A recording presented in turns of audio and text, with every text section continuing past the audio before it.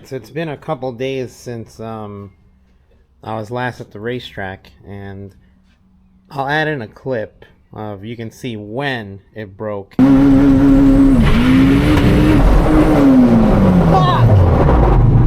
God damn it! Transmission is definitely not happy.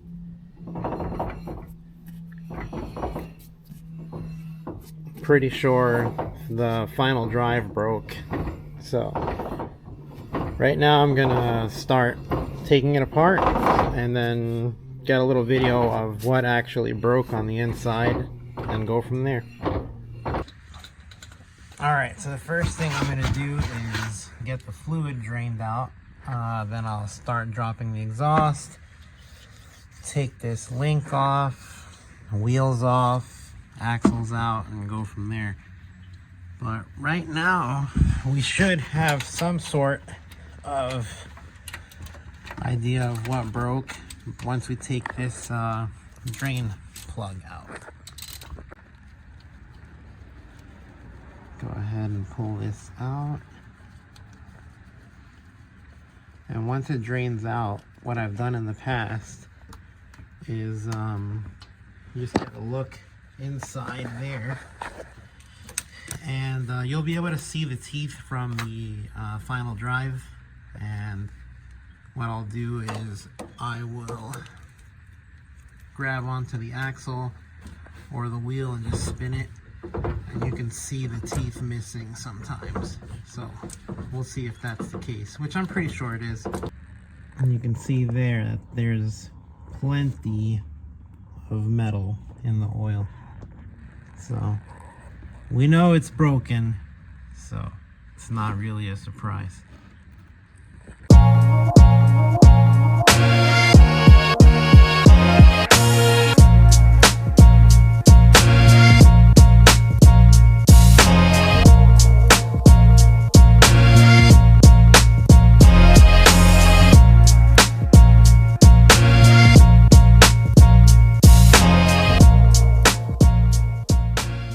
Basically at the point where I just have to physically remove the transmission. All the engine mount bolts are out, bell housing bolts out, torque mount, clutch sleeve, speed sensor. This axle is out, fluids drained. The shift linkage is all disconnected. Exhaust is out the way, so now I just gotta basically grab it, pull it out and down, and then we can start inspecting it.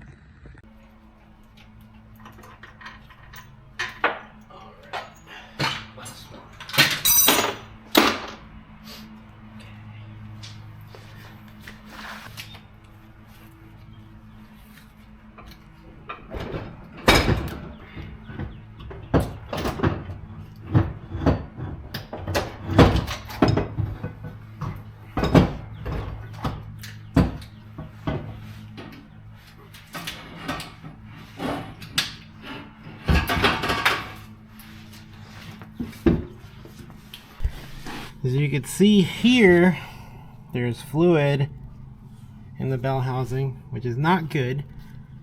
There's fluid basically on the face of the clutch. I'll get a better clip of that. But you can see here that I'm guessing when the countershaft broke and the final drive broke, it broke the case right here. So that's where the leak's coming from. Alright, so here's the clutch. You can see here where I've got a little bit of gear oil from that crack, which is basically in line with this area. Now, when I pulled the transmission off, I decided to put my hands on the flywheel and kind of give it like a pull and push, just to see if I heard any noise, and I actually did. So I'm going to try to put the camera down and move the crankshaft so you guys can hear how it sounds, and then go over what we're going to do next. Right,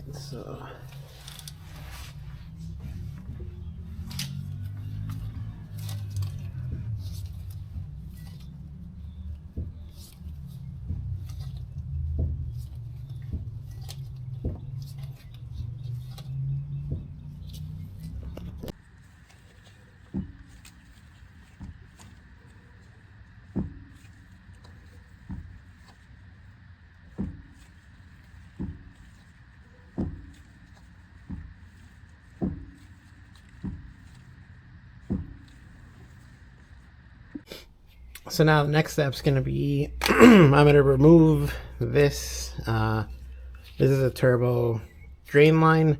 Drain the oil. Pull all the oil pan bolts off, which are all very easy to get to. And then once the pan is off, I'll take the windage tray off and then go from there. Alright, so I removed the turbo oil drain. I drained basically 4.5 to 5 quarts of oil out of the pan. It's still gonna have some oil in it. So now I'm gonna go around the whole bottom of the pan, remove all these 10 millimeters, and then drop it down. Alright, so we got those bolts all out from the pan. I'm just gonna let it sit here and drain out the rest from that pickup, so I try to make less of a mess. You can see it's still got some oil in there.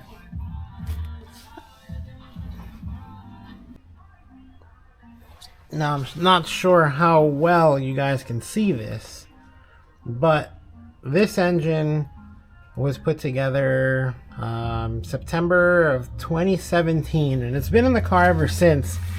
Now it doesn't have like a lot of street miles on it, but it does see a lot of track days, mostly drag racing. But I try to stay up on the oil changes on it. Sometimes I don't do them as often as I think I should, but you can see that this thing is still spotless on the inside. And this thing has lived on Valvoline VR1 20W50 since it was put together. So a very, very good oil, and it's honestly not that expensive anymore because you can find it at Walmart. So I think I'm going to keep on using it. Alright, so the windage tray is off.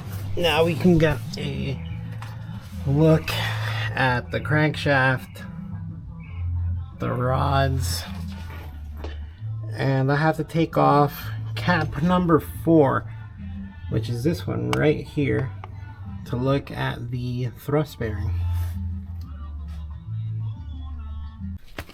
Alright, so those 2 main cap bolts are out. You can see there they are missing there. So the next step, I'm going to try to wiggle that cap off so I can inspect, well, at least that one main bearing, and then try to fish out the 2 thrust bearings.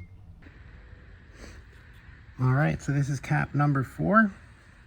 Pulled it off, and honestly, for how old this engine is, this cap looks excellent. You see a little bit of wear right there and on the other side, but wow, you could not tell that this thing was built so many years ago. Alright, so it's been a couple days since I pulled the thrust washers out. I've got a new set right here. That's the part number. Same part number that's on these. So what I'm going to do is take basically 3 measurements on these just to compare them. This is the one that was facing the crank pulley. This one was basically facing the clutch side. So I'm going to compare the measurements between these 2 and then compare them to the new ones here. Alright, so these are the old ones that I pulled out. These are the new ones that just came out of the package. As you can see, the face on these looks flat. You know, they're new. Whereas these, you see, you have some spots that look a little shinier than others, which shows where the wear is. Now, one of them was worse, and I'll show you the numbers of what I got in measurements. All right, so these are the measurements that I got. Now, of course, it's not the best measuring tool, but it's just to get an idea. And we can see that the this is basically the one that was on the clutch side. This is the side that was facing the crank pulley. And you can see here, you know, the difference in thickness compared to the new washers being pretty close out of the box on all three measurements, but also showing basically it's thicker almost all around on all the measurements in comparison. So I would say it should make a difference in that little bit of a thud I was hearing coming from the flywheel and the clutch assembly. So now I'm going to get under the car, put the new bearings or the new thrust washers in, put some assembly lube on the old main cap, and then torque it all together. Alright, so I've got the thrust washers here. Now these go with the oil spots going towards the crankshaft. So basically it would sit like this. The flat part goes against the case of the block. So these will basically get put in like this and then spun around, and they'll eventually sit like this on the top side of the crankshaft. So I'm going to grab some automatic transmission fluid just to lube them up a little bit, and so that they can still slide but not get too sticky as I try to spin them up and over. Alright, you can see there and there, and also there and there, that the the thrust washers are in. So the next thing's going to be lubricating the two main cap bolts that go into these holes, adding some assembly lube to the bearing here so it's not dry, and then torquing these down in 2 steps. It is 22 and I believe 56 foot-pounds. I will double check it right now before I get started. So these are the two main cap bolts. These, the threads and the washers and under the head of the bolt, have to be lubricated with engine oil. I'm going to use 10W30. That's to allow it to torque down to spec. Now, since it is going into a blind hole, you don't want to have the threads dripping with oil and then risk cracking something. So what I'm going to do is dip them in the oil, and then after that I'm going to basically get as much oil off as I can with my hand or with a rag, and just make it so that the threads are just lightly lubricated with oil, and go from there. Alright, you can see the main cap is back on. It's just hand tight. I'm going to do the first torque step, which is 22 foot-pounds.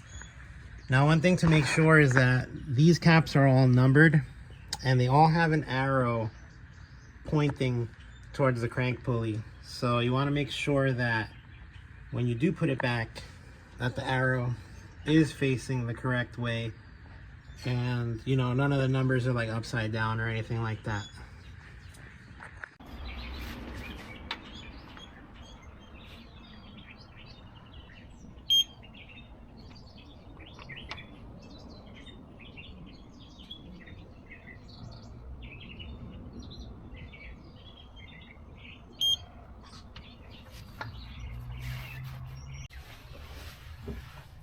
All right, now we're gonna do step 2, which is 56 foot-pounds.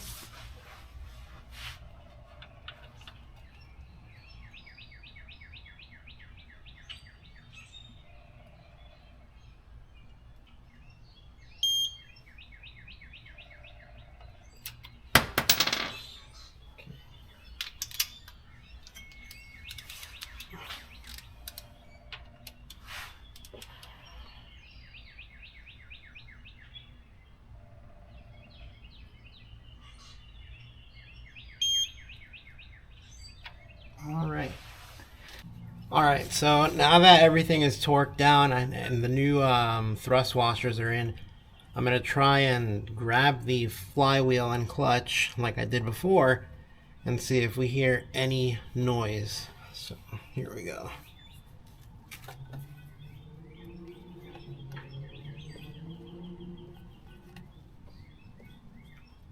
Yeah, I'm pulling as hard as I can. I'm pushing. And there is no sound. So, good thing I decided to just yank on this and check, because that could have turned into a problem, a very big problem down the road. But now we are good to go. So this ultrasonic cleaner, two of my best friends actually gifted it to me for Christmas, and I'm finally using it today. So I already did a trial run with these oil pan nuts, and I didn't clean them at all before dropping them in. I just put them in a little container like this with some degreaser, and I let them sit in there for about 20 minutes, and they came out really clean. So now I'm gonna do the rest of the windage tray hardware, which honestly is just covered in oil, and they're very clean. And I'm gonna do the oil pickup. So I put it in the bag so that this way the actual tub stays clean and all the cleaning actually happens in here, so it's less of a mess to clean up afterwards. So I'm gonna run it for 10 minutes and see how dirty the liquid looks. As you can see now, it's pretty clean. So I let the oil pickup run for about 25 minutes. I ran to the store, so I just came back now, and you can see the fluid in there, the degreaser and water, is definitely a lot dirtier than it was. But I'm just gonna run it for another few minutes, probably like 20 or so. And let's check out these bolts I had in here. Like, these are just greasy, they just had oil on them, so they're really clean. But I'll just let them sit in there for a bit. I got some stuff going on inside the house, so I'll just let it sit here and come back to it once the timer goes off. Alright, so I let it run for another few minutes. Now I'm gonna pull it out and give this a rinse, I guess. A little wipe down, and it should be ready to go.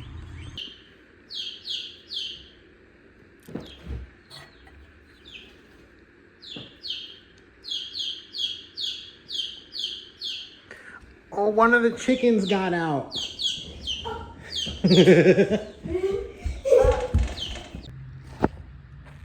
Alright, so right now what I'm going to do is get this all wiped down. I'm going to reinstall the windage tray and all the hardware that goes around it. I'm still waiting on this gasket to come in for the oil pickup, but that should be here in probably about a couple hours. Once I have that, I'll put the oil pickup on. I will replace the gasket, and then I will put the oil pan back on and seal up the engine. So before I can get the oil pan all tightened up, I'm going to throw in my spare transmission. Now this is a B18B, so Integra LS transmission. This is non-LSD, completely stock on the inside. This is literally so I can button the car up and I can still move it in and out of my garage, so I can get other jobs and stuff in here. This is my broken one, and I still haven't taken it apart. I'm going to try to get it apart in this video, and that way I can at least inspect the inside and see what parts I will need to order and get that going. But in the meantime, the car is going to have the stock transmission in it, and that's it. Now the only thing I need to transfer over from my typical usual transmission is my reverse switch, and the only reason why I have to change it over is because I have a different connector on it than factory. And I'm going to remove the clutch fork and the throwout bearing and transfer that onto the other transmission. So I just got back from the dealership. This is the part number for the oil pump strainer gasket. So yeah, now I can basically install the strainer, bolt that in. I have the hardware there for the oil pan gasket. The oil pan, I have it clean, drying up right now since I rinsed it out earlier. So I've got it over here, all nice and clean and degreased. I'll just make sure I dry it up with some towels first and then put it back on. All right, so we've got the pickup. The gasket is above that, and the two nuts and two bolts that go into the main cap there. Now I'm just going to go around the perimeter of the block with some acetone on a rag, make sure it's all completely dry. And there's a couple spots on the gasket where I'll show you where it takes silicone, but it's basically where the oil pump meets the block and where the rear main seal cover meets the block. So I'll put it on there and then we'll get this pan bolted up.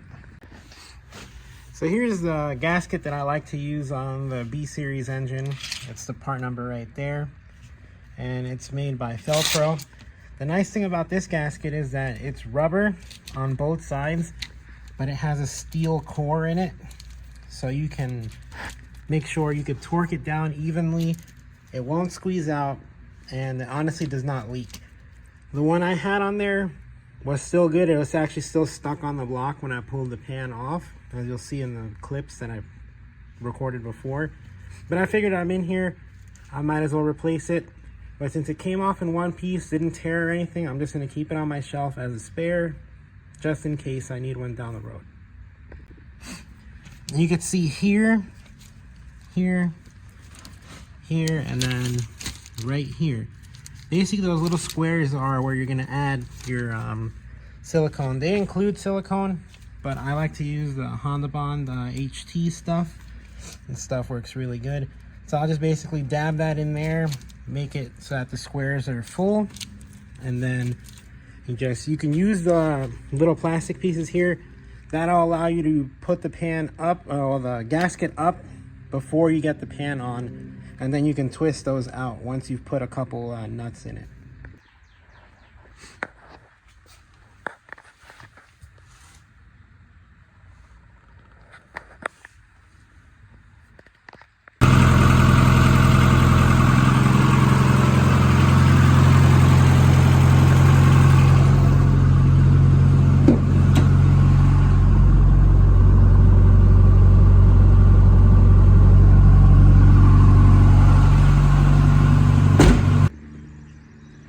So as we saw in the last clip that I recorded, the car is all back together. It's running on the spare transmission.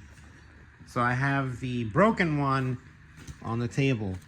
So right now I'm going to go ahead and get the case split apart so you can see what's actually broken on the inside.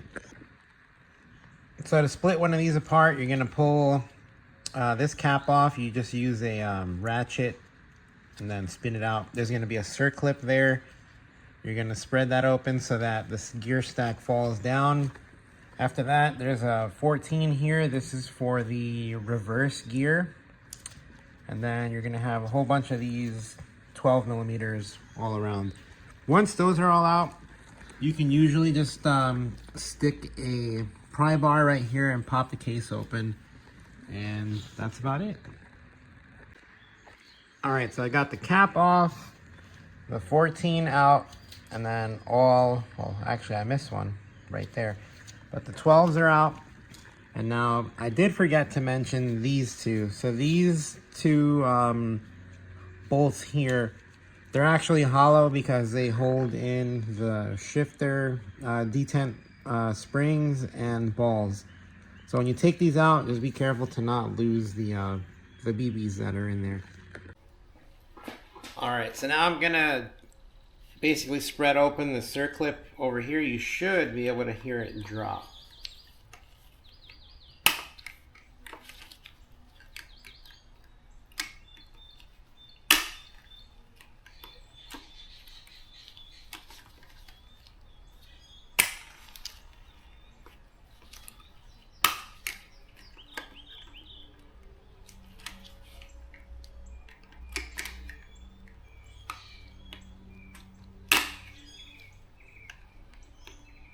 Let me grab some other pliers.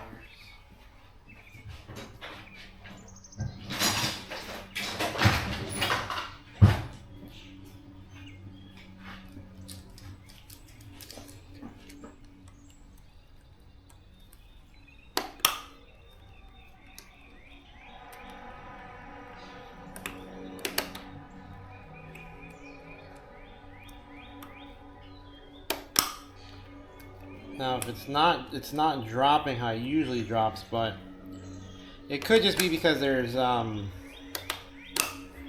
broken pieces inside of this thing all over the place.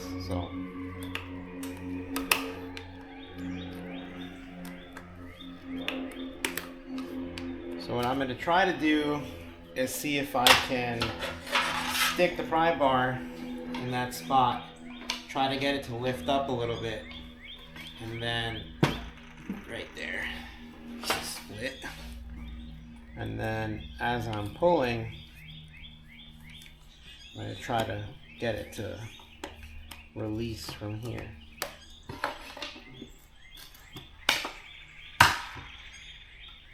Which now it did. Just trying to work around this.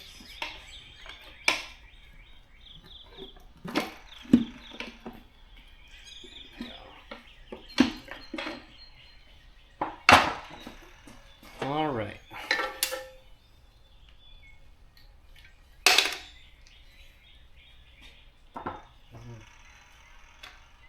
Well, that's just a breather on the outside of the case. That's nothing. Okay.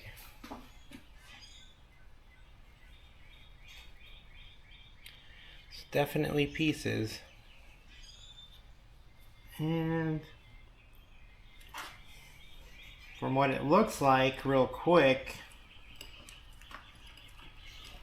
first gear looks to be fine still, which is good because it broke in first. I never got to shift out of first gear, so basically what I figured broke is what did break, and that was the final drive. And I actually have one that's broken that I could show you before I pull this one out. So this is another gear stack, basically the same gear stack that's in this transmission right now. This is first gear, reverse, second, third, fourth, fifth. And now this is the counter shaft, which this meshes with the ring gear that's on the diff in the transmission. And as you can see here, this one is completely stripped on the bottom. Alright, so I switched over to my phone so you guys can get a little bit clearer picture here. So from just a quick inspection, first, second, third, fourth, fifth, all look fine. The main shaft looks good also. So it looks like the majority of the damage is over here on the final drive, or what you could consider the ring and pinion, and that's where all those teeth came from. So it's not the first time it's broken, but at this point I'm going to consider putting an upgraded one. It will change the gear ratio a little bit, but hopefully it'll actually stay alive. So we'll see what happens once I get those parts on order. I'm going to disassemble this, make sure everything else is fine, and go from there.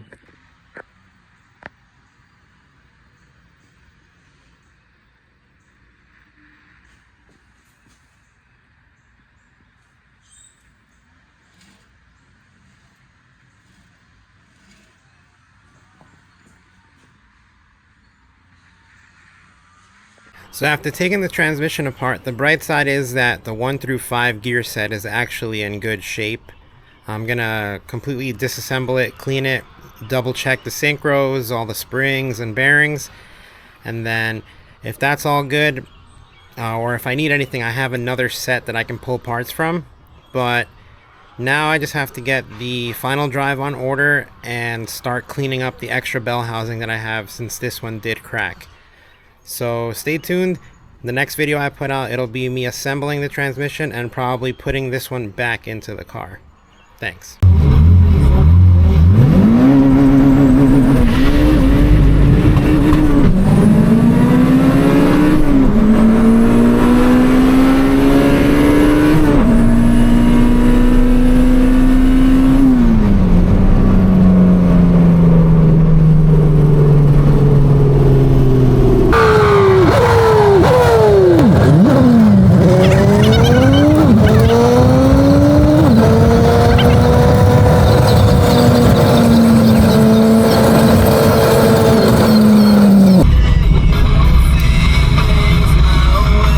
Thank you.